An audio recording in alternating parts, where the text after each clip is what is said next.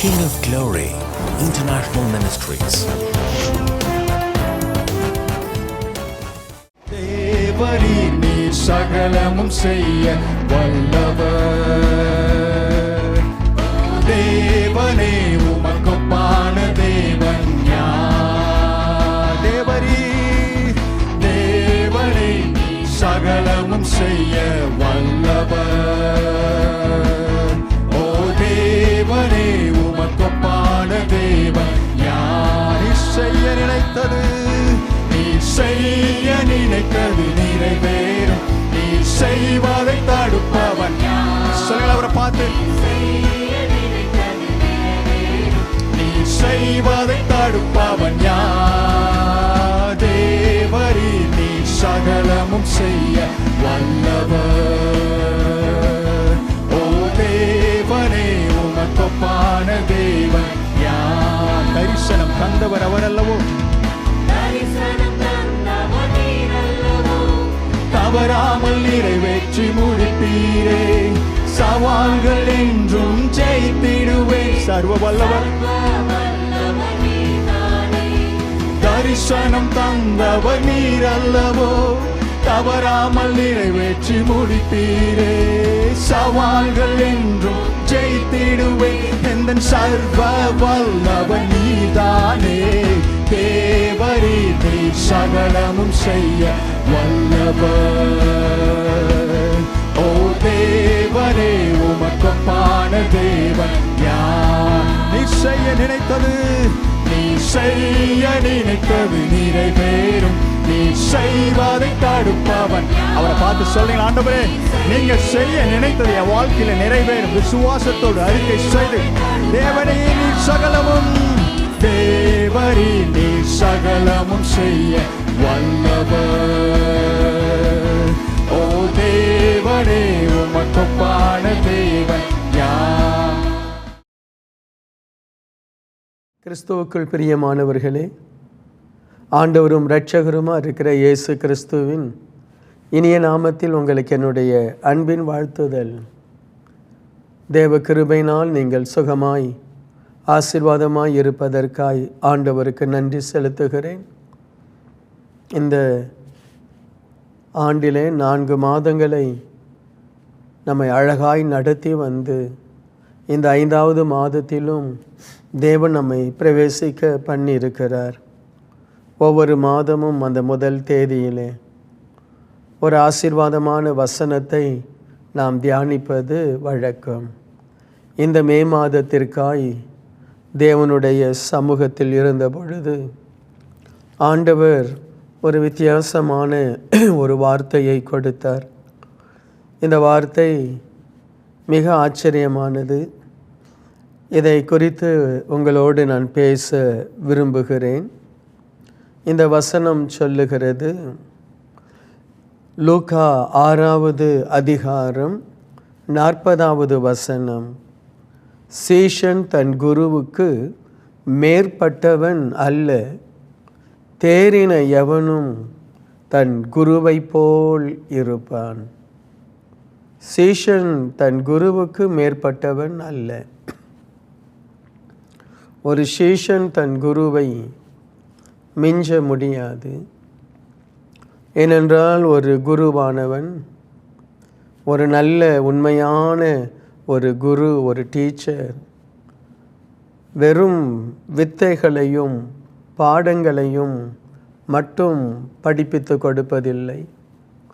தன்னுடைய மாணவன், தன்னை பின்பற்றுகிறவன் ஆசீர்வாதமாய் மாற வேண்டும் என்று தன் ஆத்துமாவிலிருந்து கற்றுக் கொடுப்பார்.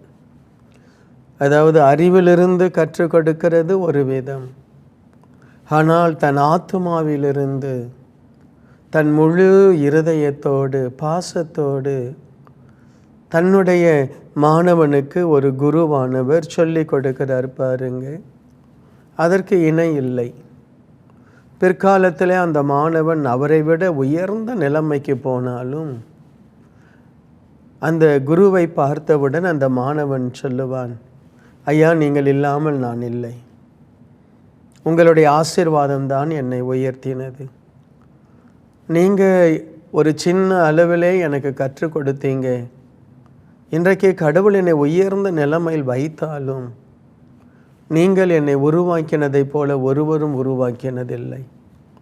ஆகவே நீங்கள் எப்பொழுதும் எனக்கு பெரியவர், நீங்கள் என் குரு என்று ஒரு நல்ல மனுஷன் தன் குருவை பாராட்டுவான். அதனால தான் ஆண்டவர் சொல்கிறாரு, தேறினவன் எவனும் தன் குருவை போல் இருப்பான். தேறினவன் எவனும். எனக்கு அன்பானவர்களே, இந்த நாளிலே இந்த மாதத்திற்காய் இல்லாவிட்டால் உங்களுக்காய் ஆண்டவர் கொடுக்கிற ஒரு வாக்கு, நீ தேர்ச்சி அடை, உன்னை நான் குருவை போல மாற்றுவேன். நீ தேர்ச்சி அடை, நான் உன்னை உன்னதமான நிலைமைக்கு நான் கொண்டு வருவேன். வாக்குத்தத்தம் எப்பொழுதுமே கட்டளைகளால் நிரம்பினது. ஆண்டவர் சொல்றாரு, நீ தேர்ச்சி அடை.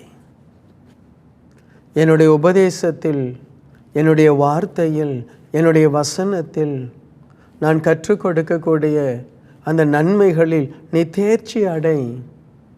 நீ சீஷனாய் அல்ல, நீ ஒன்றும் அறியாதவனாய் அல்ல, உன்னை குருவை போல, என்னை போல நான் உன்னை மாற்றுவேன் என்று ஆண்டவர் கூறுகிறார்.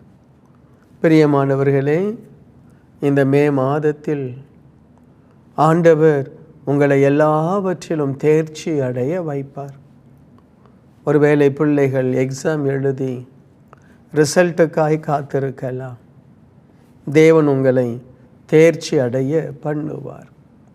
இல்லை, வருகிற மாதங்களில் நல்ல காலேஜ் வேண்டும், உயர் படிப்பு வேண்டும், வேலை வேண்டும் என்று நீங்கள் ஆண்டவருடைய சமூகத்தில் காத்திருக்கலாம். ஆண்டவர் நீங்கள் விரும்புவதை உங்களுக்கு கொடுப்பார். மத்தேயு 10 ஆண்டவர் என்ன சொல்கிறாரு பாருங்க. மத்தேயு 10 நீங்கள் வாசிக்கும் பொழுது 24வது வசனம், சீஷன் தன் போதகனிலும் வேலைக்காரன் தன் எஜமானிலும் மேற்பட்டவன் அல்ல.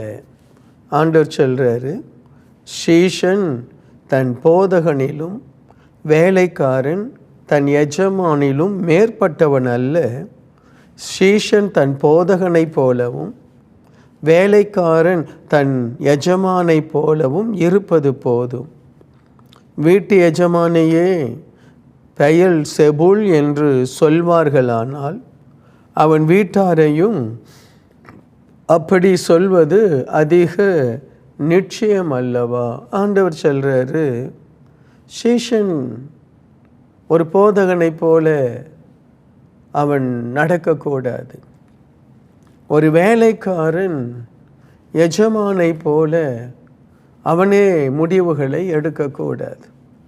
எனக்கு அன்பானவர்களே, ஒரு சீசன் இல்லாவிட்டால் ஒரு காலம் நாம் சீஷனாய் தான் இருக்கணும், போதகனாய் மாறக்கூடாது. ஒரு காலம் நாம் வேலைக்காரனாய் தான் இருக்கணும், எஜமானாய் மாறக்கூடாது. நிறைய நேரம் நிறைய பேர் ஆசீர்வாதமாய் மாறாததற்கு காரணம், சீஷனாய் இருக்க வேண்டிய நாட்களிலேயே போதகம் பண்ண ஆரம்பித்து விடுவார்கள். சீஷனாய் இருக்கும் பொழுதே, இல்லை நான் போதகன், நான் அழைக்கப்பட்டவன், நான் எல்லாம் அறிந்தவன் என்று முடிவெடுத்து செயல்படுவார்கள்.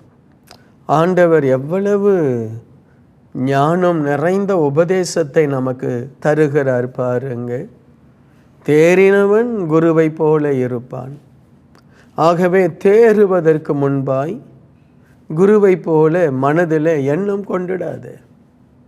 நீ சீஷனாகவே இரு. ஒரு நாள் வரும், நான் உன்னை போதகனாய், தலைவனாய், எஜமானனாய் நான் உன்னை மாற்றுவேன்.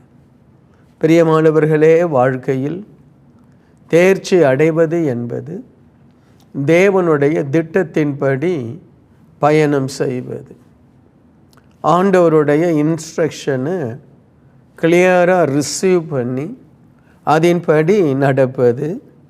தேவன் உங்களுக்கு கிருபை கொடுக்கட்டும். சீஷன் தன் போதகனை போலவும் வேலைக்காரன் எஜமானை போலவும் இருப்பது போதும் என்று சொல்கிறாரு. நீ இது போதும், அப்படியெல்லாம் இருக்காது. ஏனென்றால் எஜமானாய் இருக்கிற என்னையே தவறாய் பேசி விடுறாங்க, பெயல்செபூல் என்று சொல்கிறாங்க. ஆகவே அந்த பிரச்சனைகளை உன்னால் தாங்க முடியாது. சீஷனாய் இருக்கிற வரை, வேலைக்காரனாய் இருக்கிற வரை பலனடை, ஞானத்தையும் கிருபையும் கற்றுக்கொள். 1 கொரிந்தியர் 11வது அதிகாரத்தில் பவுல் தன் ஜனங்களுக்கு போதிக்கிறதை பாருங்க. 1வது வசனம், நான் கிறிஸ்துவை பின்பற்றுகிறதை போல நீங்களும் என்னை பின்பற்றுகிறவர்களாய் இருங்க. பவுல் எவ்வளவு அழகாய் சொல்றாரு பாருங்க. நான் கிறிஸ்துவை பின்பற்றுகிறேன், நீங்கள் என்னை பின்பற்றுங்க. எனக்கு அன்பானவர்களே, நல்ல ஆசீர்வாதமான ஒரு போதகனாய், ஒரு தலைவனாய், ஒரு மேன்மையான ஒரு மனிதனாய், ஒரு பிஸ்னஸ் மேனாய், இல்லாவிட்டால் ஒரு சமூக சேவையாளர்களாய் நீங்கள் மாறுவதற்கு சரியான நபரை பின்பற்றணும். பவுல் சொல்கிறாரு, நான் தேவனை, இயேசுவை பின்பற்றுறேன். நீ ஊழியம் செய்ய விரும்பினால் நான் இயேசுவை பின்பற்றுவதை போல நீ என்னை பின்பற்று. என்னை இயேசுவை போல ஆண்டவர் மாற்றினார். ஆகவே தான் பவுல் சொல்கிறாரு, நான் அல்ல, இனி கிறிஸ்து தான் என்னில் வாழ்கிறார். ஸோ நாமும் அந்த அடிச்சுவடுகளை பின்பற்றணும். தயவாய் நீங்கள் பின்பற்றுகிறவர்கள் இயேசுவை போல மாற வாஞ்சிக்கிறவர்களை, மாறுகிறவர்களை பின்பற்றுங்க. சிலர் தவறான மனிதர்களை பின்பற்றி விடுகிறார்கள். நிறைய நேரம் நம்முடைய பிள்ளைகள் தவறான நண்பர்களை பின்பற்றிடுறாங்க, தவறான கொள்கைகளை பின்பற்றிடுறாங்க. அதன் விளைவை எத்தனை குடும்பங்கள் பார்க்கிறது. பெற்றோர் சொல்வதை கூட பிள்ளைகள் கேட்பதில்லை. அவர்கள் யாரையோ ஒருவரை பின்பற்றுறாங்க. பெற்றோருடைய அன்பையும், பெற்றோருடைய பாசத்தையும், பெற்றோருடைய கண்ணீரையும் புறக்கணித்து அவர்கள் ஒரு சரியான மனிதனை பின்பற்றாததினாலே, அது திருமணமாக இருக்கலாம், தொழிலாக இருக்கலாம், படிப்பாக இருக்கலாம், அவர்கள் நல்ல நிலைமைக்கு போகாமல் சாபமாய் மாறி விடுகிறதை நாம் பார்க்கிறோம். இன்றைக்கு இந்த தேவ செய்தியை கேட்கிற எனக்கு பிரியமான பிள்ளைகளே, நீங்கள் யாரை வேண்டுமானாலும் பின்பற்றலாம், அது தடையே இல்லை. நீங்கள் இவங்களை தான் பின்பற்றுங்க என்று யாரையும் நாம் ஒரு நாளும் கட்டாயப்படுத்த முடிவதே இல்லை. நாம் பெற்ற சொந்த பிள்ளையாக இருந்தாலும் அவர்கள் எதை பின்பற்ற விரும்புகிறார்களோ அதை தான் பின்பற்றுவார்கள். ஆனால் ஒரு வயது வரும் பொழுது ஒரு தேவ பிள்ளை, ஒரு நல்ல மனிதன், அவன் யோசிக்கணும். சிலருடைய தாய் தகப்பன்மார் தவறான வாழ்க்கையை பின்பற்றுவாங்க. அப்பா குடி பழக்கத்திற்கு அடிமைப்பட்டிருப்பார். தன்னுடைய மூத்த சகோதரன் ஒரு தவறான ஒரு வாழ்க்கையை வாழ்ந்து கொண்டிருக்கலாம். நீங்கள் ஒரு இடத்தில் நிற்கணும். நின்று நான் யாரை பின்பற்றுவது, நான் எந்த திசையை நோக்கி போவது? உங்கள் குடும்பத்திலேயோ உங்கள் சபையிலேயோ நல்ல ஆசீர்வாதமாக இருக்கிறவர்களை பாருங்கள். அவங்க நல்ல வேலையில் இருக்கலாம், நல்ல காலேஜில் படிக்கலாம், இல்லாவிட்டால் நல்ல ஒரு ஆசீர்வாதமான ஒரு வாழ்க்கையை அவர்கள் வாழ்ந்து கொண்டிருக்கலாம். அப்போ நீங்கள் யாரை பின்பற்ற போகிறீர்கள் என்பதை நீங்கள் நிச்சயமாய் நிர்ணயம் பண்ணணும். எல்லாரோடும் பழகலாம். இந்த உலகத்தில் யாரோடையும் நாம் பழகக்கூடாது என்று சொல்லவே கூடாது. எல்லாரும் நமக்கு நண்பர்கள், எல்லாரும் நமக்கு உறவுகள், எல்லாரும் நமக்கு தேவை. ஒரு நேரம் சிலர் சண்டை போடுவாங்க, திரும்ப ஃப்ரெண்ட்ஸ் ஆகிடுவாங்க. இவங்க வேண்டாம் இவங்க வேண்டும் அப்படி நாம் ஒதுக்குவதே இல்லை. எல்லாரோடும் பழகலாம். ஆனால் அவர்களோடு பழகும் பொழுது அவர்கள் பின்பற்றுவதற்கு தகுதியானவர்களா என்று நாம் யோசிக்கலை அப்படின்னா நாம் நம்முடைய வாழ்க்கையை இழந்துடுவோம். ஆண்டவர் சொல்றாரு, தேறினவன் குருவை போல, தேறினவன் ஆசீர்வாதமானவனாய் அவன் மாற வேண்டும். இந்த உலகம் ஏதோ பிறந்தோம் வாழ்ந்தோம் மரித்தோம் இல்லை, அப்படி வாழ முடியாது. ஏனென்றால் இந்த உலகத்தில் பிறந்த ஒவ்வொருவரும் தேவனுக்கு கணக்கு ஒப்புவிக்க வேண்டும். நம்முடைய வாழ்க்கையை குறித்து தேவனுக்கு நாம் கணக்கு ஒப்புவித்து தான் ஆக வேண்டும். என்ன, நாம் கணக்கு ஒப்புவிக்கக்கூடிய ஒரு நாளில் அது மிக பயங்கரமாக இருக்கும். இன்றைக்கு அதை குறித்து நீங்கள் சிந்தியுங்க. எபேசியர் 5வது அதிகாரத்தில் பிள்ளைகளுக்கு இந்த அப்போஸ்தலனாகிய பவுல் சொல்லுகிற வார்த்தையை கவனியுங்களேன். எபேசியர் 5வது அதிகாரத்தில் முதல் வசனம், பிரியமான பிள்ளைகளைப் போல தேவனை பின்பற்றுகிறவர்களாகி கிறிஸ்து நமக்காக தம்மை தேவனுக்கு சுகந்த வாசனையான காணிக்கையாகவும் பலியாகவும் ஒப்பு கொடுத்து நம்மில் அன்பு கூர்ந்ததைப் போல நீங்களும் அன்பிலே நடந்து கொள்ளுங்கள். மேலும் பரிசுத்தவான்களுக்கு ஏற்றபடி வேசிதனம் மற்றெந்த அசுத்தமும் பொருளாசையும் ஆகிய இவைகளின் பேர் முதலாய் உங்களுக்கு சொல்லப்படவும் கூடாது. ஆண்டவர் சொல்றாரு, ஆண்டவருடைய வசனம் எபேசியருக்கு சொல்லப்படுகிறது, தேவனை பின்பற்று.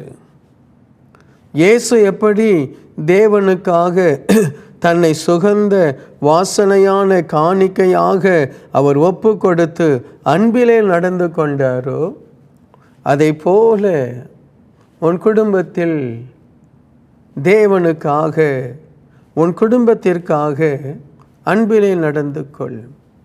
ஒரு கணவன் நறுமணம் உள்ளவனாயிருக்கணும். ஒரு மனைவி நறுமணமுள்ள ஒரு மனைவியாக இருக்கணும். அந்த நறுமணம் என்ன? தியாகம், அன்பு, சாந்தம். நாம் நினைக்கிறதெல்லாம் பேச, நாம் யோசிக்கிறதெல்லாம் செய்ய நாம் ஆசைப்படுவோமே, ஆனால் குடும்பம் ஆசீர்வாதமாக இருக்காது. கணவன் எவ்வளவு பொறுப்போடு நடக்கிறார், எவ்வளவு உடம்பு வலி, எவ்வளவு கஷ்டம் இருந்தாலும் என் குடும்பத்திற்காய் நான் சம்பாதிக்கணும்னு சொல்லி அவர் வேலைக்கு போகிறார். வேர்வையோடு களைத்து போய் வீட்டிற்கு வருகிறார். அதுதான் நறுமணம்.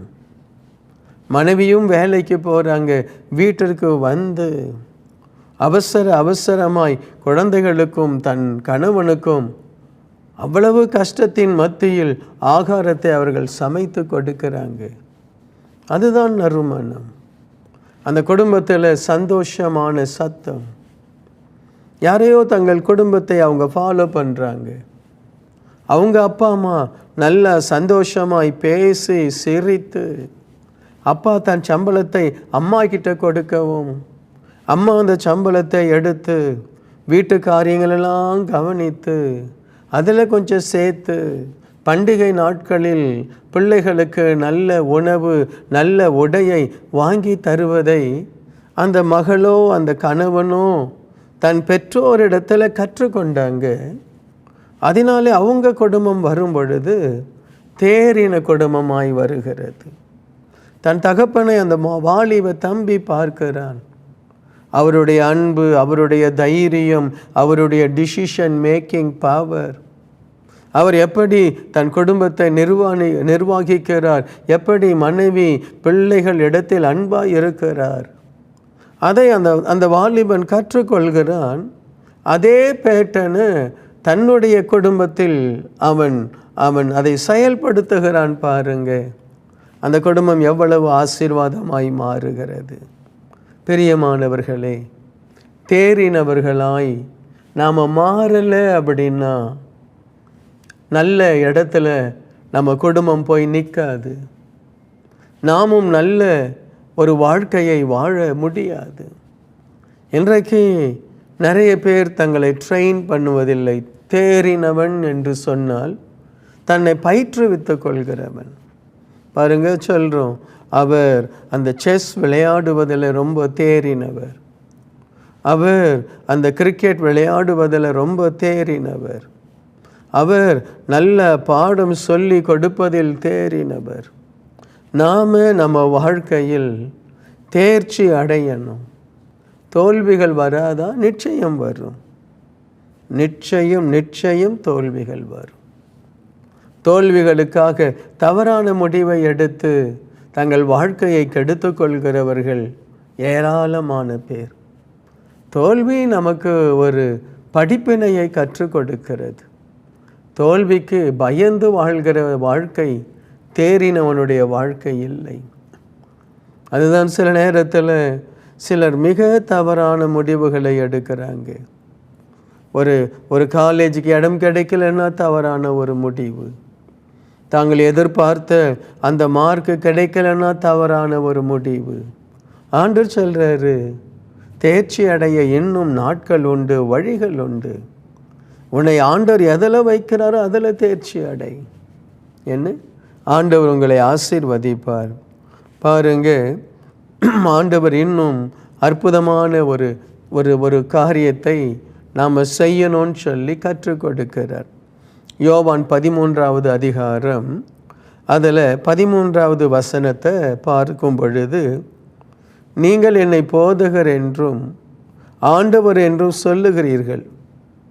நீங்கள் சொல்லுகிறது சரியே, நான் அவர்தான்.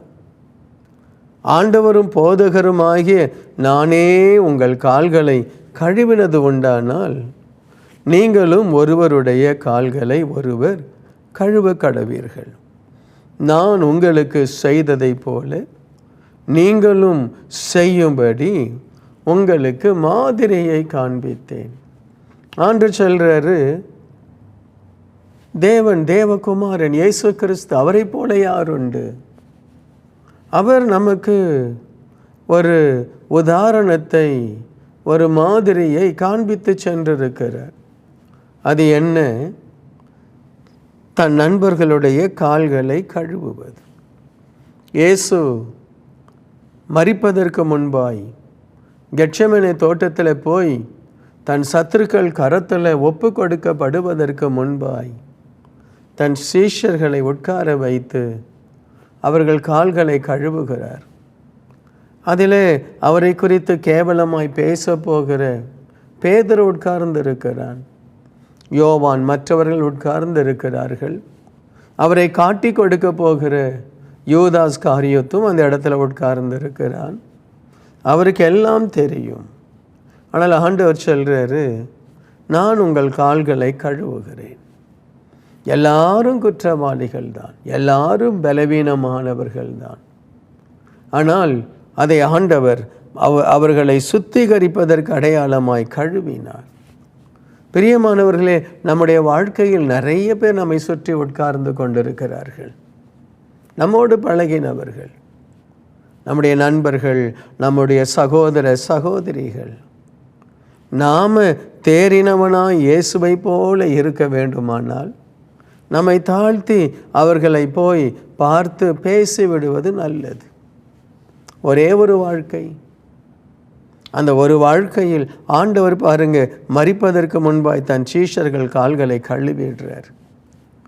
இன்றைக்கு யாரோடு பேசலையோ, யாரோடு கசப்பு இருக்கோ, யாரை மன்னிக்க முடியாமல் இருக்கோ, தேறின கிறிஸ்துவை போல தேறின ஒரு நபராய் நாம் மாற வேண்டுமானால் அவர்கள் நம் கால்களை கழுவுகிறார்களோ இல்லையோ, அவர்கள் நம்மை நேசிக்கிறார்களோ இல்லையோ, அவர்கள் நம்மை தேடுகிறார்களோ இல்லையோ, நீ தேறினவனாய் இயேசுவை போல, போதகராகிய இரட்சகராகிய இயேசுவை போல நீ இருக்க வேண்டுமானால் ஆண்டவர் சொல்றாரு, அவங்க கால்களை கழுவு, அவர்களை மன்னி, அவர்களோடு கூட நல்ல ஐக்கியத்தை உருவாக்கிக்கொள். என்னை போல நீ ஆசீர்வாதமாய், மகிமையாய், மேன்மையாய் மாற வேண்டுமானால் நான் தேறணும், நான் வசனத்தில் தேறணும், பரிசுத்தத்தில் நான் தேர்ச்சி அடையணும், ஜெபத்தில் நான் தேர்ச்சி அடையணும், உறவுகளை பலப்படுத்துவதில் நான் தேர்ச்சி அடையணும், என் குடும்பத்திற்கு நன்றாய் சம்பாதிப்பதில், அவர்களுக்கு ஒரு நல்ல எதிர்காலத்தை உருவாக்குவதில். நாம் எப்பொழுதும் இந்த பூமியில் இருக்க போவதில்லை. ஆனால் நாம் இருக்கும் பொழுதே நம்முடைய மனைவி பிள்ளைகள் ஒரு பாதுகாப்பான இடத்துல கொண்டு வந்து வைப்பது தேறினவனுடைய சிந்தனை. நாம் நல்லா இருக்கும் பொழுதே நம்முடைய பிள்ளைகளுடைய எதிர்காலத்தை திட்டமிட்டு அவர்கள் நல்லா இருக்கணும்னு சொல்லி காரியங்களை செய்வது தேறினவன். எனக்கு பிரியமான என் அன்பு சகோதரனே, சகோதரியே, ஆண்டவர் சொல்றாரு, தேறினவர்கள் குருவை போல, இயேசுவை போல, தேறினவர்கள் நல்ல ஊழியர்களாய், தேறினவர்கள் நல்ல பிஸ்னஸ் பீப்புளாய், தேறினவர்கள் நல்ல குடும்ப தலைவனாய், குடும்ப தலைவியாய், தேறின பிள்ளைகள் நல்ல வேலையில் உட்கார்ந்து சமுதாயத்திற்கும் தன் குடும்பத்திற்கும் ஆசீர்வாதமாக இருப்பாங்க. இன்னைக்கு தேர்ச்சி அடையணும்னு நீ ஓடுற, ஒரு நாள் வரும் நீ குருவாக இருப்ப, நீ தலைவனாக இருப்ப, நீ ஆசீர்வாதமானவனாக இருப்ப. உன்னிடத்தில் அநேகர் கற்றுக்கொள்வார்கள். இந்த சைக்கிள் ரிப்பீட் ஆகிட்டே இருக்கும். நாம் இன்றைக்கு சீஷன், நாளைக்கு குரு, இன்றைக்கு வேலைக்காரன், நாளைக்கு எஜமான், இன்றைக்கு கையில் காசில்லாதவன், நாளைய தினத்தில் மிகப்பெரிய ஐஸ்வர்யவான், இன்றைக்கு யாராலும் அறியப்படாத தள்ளப்பட்ட ஒரு மனுஷன், நாளைய தினத்தில் ஒரு மேன்மையான ஒரு மனிதனாய் நீ நிச்சயம் வருவாய். ஆண்டவர் சொல்றாரு, தேர்ச்சி அடை, தேர்ச்சி அடை, பயிற்சி செய், பயிற்சி செய், பிரயாசப்படு, பிரயாசப்படு, உன்னுடைய முழு பலனையும் முன்னேறுவதற்காய் பயன்படுத்து. கர்த்தர் உங்களை ஆசீர்வதிப்பார். உங்களுக்காய் நான் ஜெபிப்பேன். தகப்பனே, இந்த நல்ல தேவ வார்த்தைக்காய் நன்றி. தேறினவன் எவனும் தன் குருவை போல் இருக்கிறான் அப்பா. சுவாமி, இந்த வார்த்தை என் அன்பு சகோதர சகோதரருடைய உள்ளத்தில் ஆழத்தில் போய் பாயட்டும். பரிசுத்த ஆவியானவர் ஒவ்வொருவரையும் பலப்படுத்தும். அவர்கள் தேர்ச்சி அடையணும், அவர்கள் வாழ்க்கையில் பலன் அடையணும். பலவீனமாக இருக்கிறேன் என்று பலனடையாமல் இருக்கக்கூடாது. ஐயோ, நான் ஃபெயில் ஆயிட்டேன், அதோடு நான் படிப்பை நான் முடித்து கொள்கிறேன் என்று இருக்கக்கூடாது. தேர்ச்சி அடையணும், வாழ்க்கையில் முன்னேறணும். கண்ணீர், கஷ்டம், கவலை என்று சோர்ந்து போயிடக்கூடாது.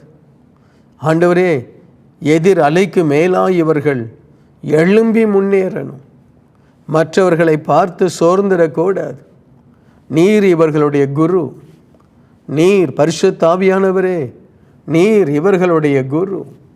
ஆண்டவரே, இவர்களுக்கு நல்ல போதகர்களை தலைவராய் தாரும், நல்ல மனிதர்களை குருக்களாய் தாரும்.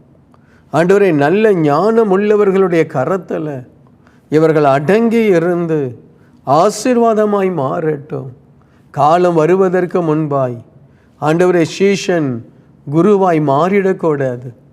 காலம் வருவதற்கு முன்பாய் வேலைக்காரன் எஜமானை போல திட்டமிட்டு செயல்பட்டுடக்கூடாது.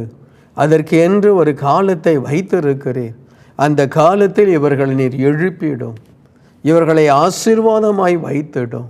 இன்றைக்கு இந்த ஆசீர்வாதத்தை இவர்கள் மேல் வைக்கிறேன். தேறினவர்களாய் இவர்கள் மாறட்டும். குருக்களாய், ஆசீர்வாதமானவர்களாய், பிஸ்னஸ் மேனாய், டாக்டராய், இன்ஜினியராய், லாயராய் இந்த பிள்ளைகள் எழும்பட்டும். எதிர்காலம் இவர்களுக்கு பிரகாசமாக இருக்கட்டும். ஒவ்வொருவரையும் வாழ்த்தி ஆசீர்வதிக்கிறேன். இயேசுவின் நாமத்தில் ஜெபிக்கிறேன் பிதாவே. ஆமேன், ஆமேன். ஒரு நல்ல எதிர்காலத்தை ஆண்டவர் உங்களுக்கு வைத்திருக்கிறார். தேர்ச்சி அடையுங்க, மேன்மையாய் மாறு.